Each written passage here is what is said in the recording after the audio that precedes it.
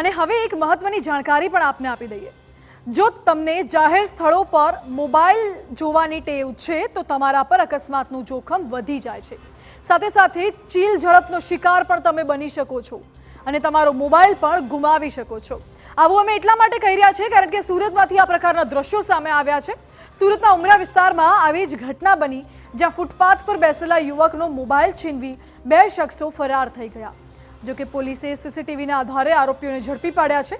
આરોપીઓ રોડ પર રાઉન્ડ મારીને રેકી કરતા હતા અને ત્યારબાદ મોબાઈલમાં વ્યસ્ત લોકો પાસેથી મોબાઈલ ઝૂંટવી ત્યાંથી ભાગી જતા હતા। આ સમગ્ર ઘટના ત્યાં લાગેલા સીસીટીવી કેમેરામાં કેદ થઈ ગઈ છે। તો સુરતમાંથી આ મોબાઈલ સ્નેચિંગની ઘટના સામે આવી છે। આરોપીઓ પહેલાથી નજર રાખતા હતા કે કોણ વ્યક્તિ મોબાઈલમાં મશગુલ છે, હાથમાં મોબાઈલ રાખીને વ્યસ્ત છે અને તેવા લોકોની નજીક જઈને હાથમાંથી મોબાઈલ સ્નેચિંગ કરીને ત્યાંથી ફરાર થઈ જતા હતા।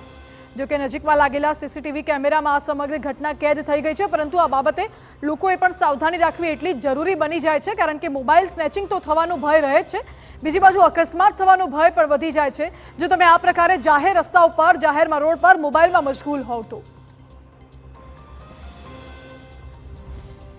આ દ્રશ્યો જુઓ, આ બંને આરોપીના દ્રશ્યો પણ અમે આપને દેખાડી રહ્યા છે। પોલીસે આરોપીઓને ઝડપી પાડ્યા છે અને કાયદેસરની કાર્યવાહી હાથ ધરી છે। આરોપીઓએ અગાઉ કેટલા લોકો સાથે આ પ્રકારની ઘટનાને અંજામ આપ્યો છે, કેટલા મોબાઈલ સ્નેચિંગ કર્યા છે તે દિશામાં પોલીસે તપાસ શરૂ કરી છે।